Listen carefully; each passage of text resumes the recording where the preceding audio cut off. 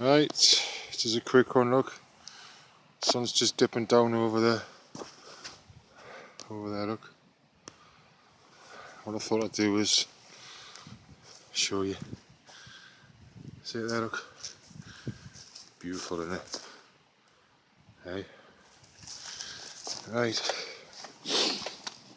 Got a little gate here, look.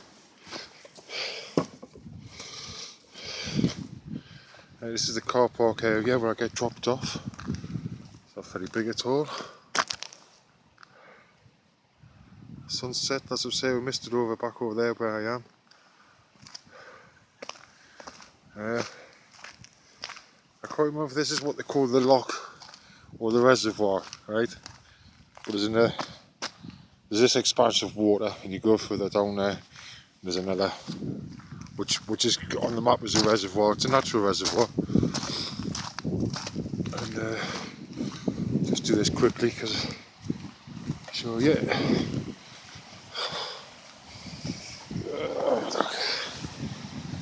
Gate's gone. Steps gone on.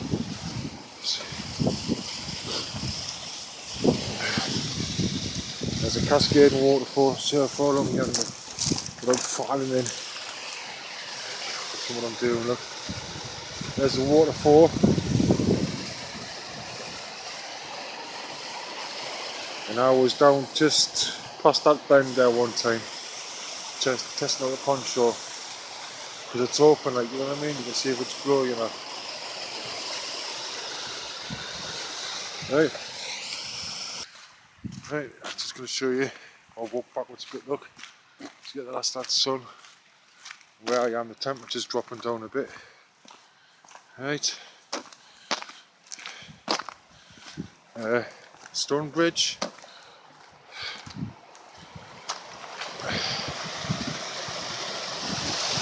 That's the bit of water along there where the picnic area is, look. And then there's another little feed in there, you see it, look? That feed's in down there, and I've got to get some water anyway, so I thought I'd just come out, get the last of the sun. Can you just make out those picnic benches? Can you just make them out there, look? Just there, the little white things. That's the picnic benches. We'll walk back in towards my basher now. Take it on this little path bit, look.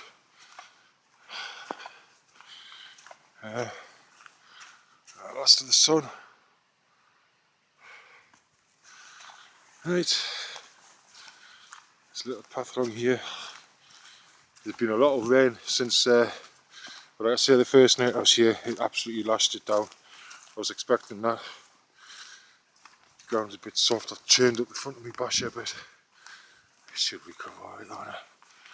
Let's just pause it for a bit. Yeah, another little water off feed, look.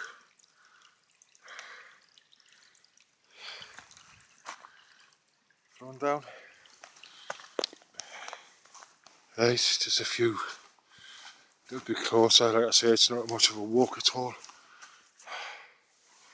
There's my top over there. Look how that beautiful, isn't it? This natural sunlight. Let's say then back to the picnic benches. I'll take a stroll up to the basher. Put the kettle on again. I'll come out with the dirty water bottle. I thought I'd just catch this before. So that's what I want to show you on this way, look. Just a second. Interesting things around the basher. Sheep's skull.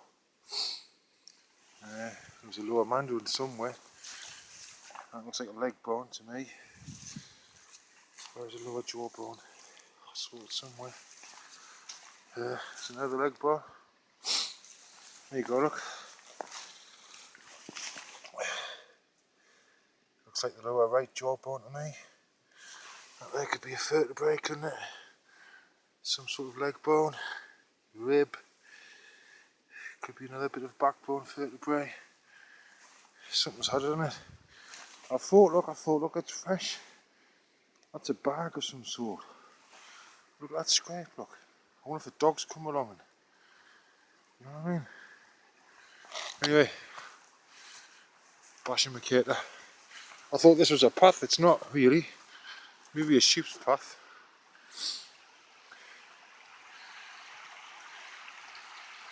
And I was right, about 7:30, 8 o'clock, it just starts to bring round. Look at the colours. See if we can get it right. Oh, look at it, man. How beautiful is that? See those colours. Is it picking up? Beautiful, man. Right.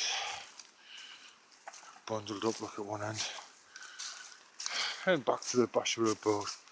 So like I say, you don't get much of a sunset. It's not a bad little spot, is it? Had to come back, man. I had to come back. There's a little crag up there. See it, look.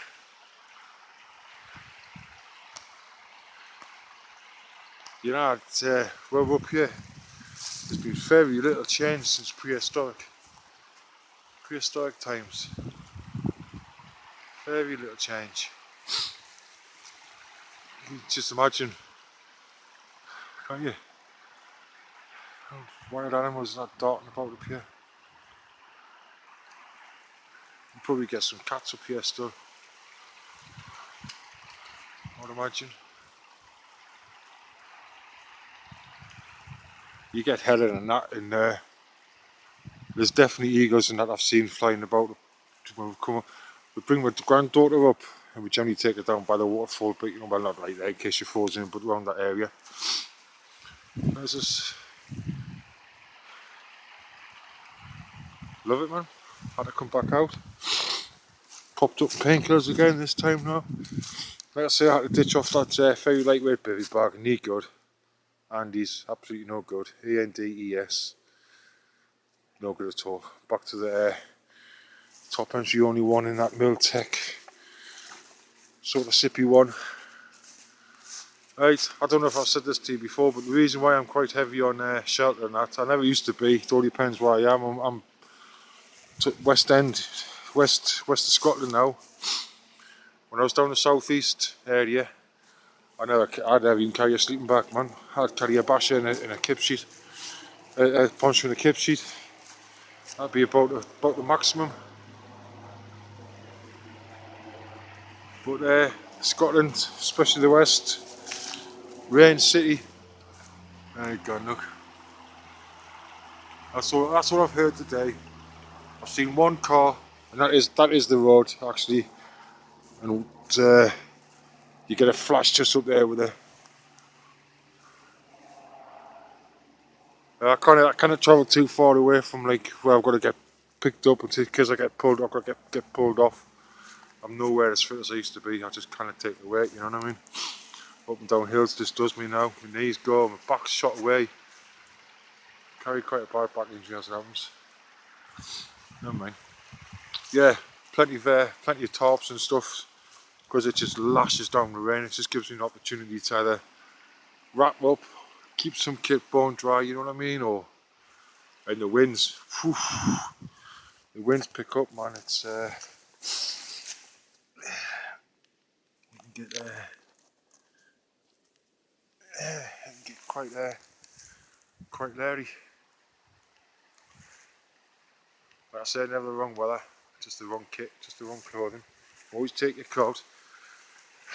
Right, I'll stop this here, put the kettle on, and then I'm going to come back I'll probably do a few videos in this series, not tonight, because it'll probably be the last time I'll be out this week, I think. I'm going to put the kettle on, and then I'm going to say something, because I would like to say it, right? The biggest reason people die out in the open, or when they're outside in the wilderness or outdoors, whatever you want to call it, is ignorance. Right?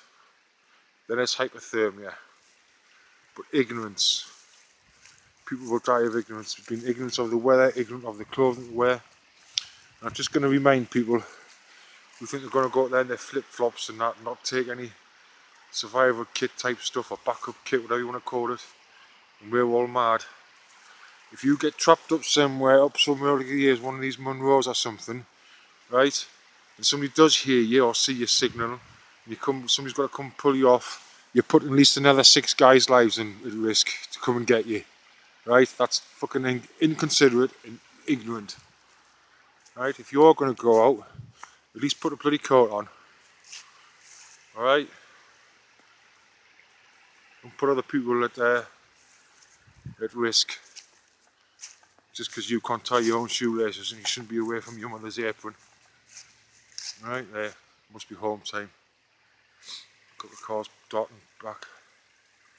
Alright, just remember, it's mountain rescue, but I think it's universal now. 6 whistles, 6 blasts, 6 bangs, 6 anything, right? And repeat it, and carry on repeating it.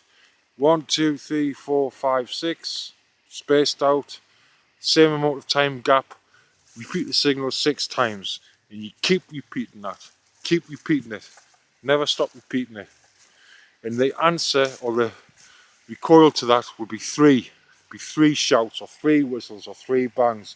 That means somebody's heard you and they're aware that you're calling. You are not to stop sending the signal.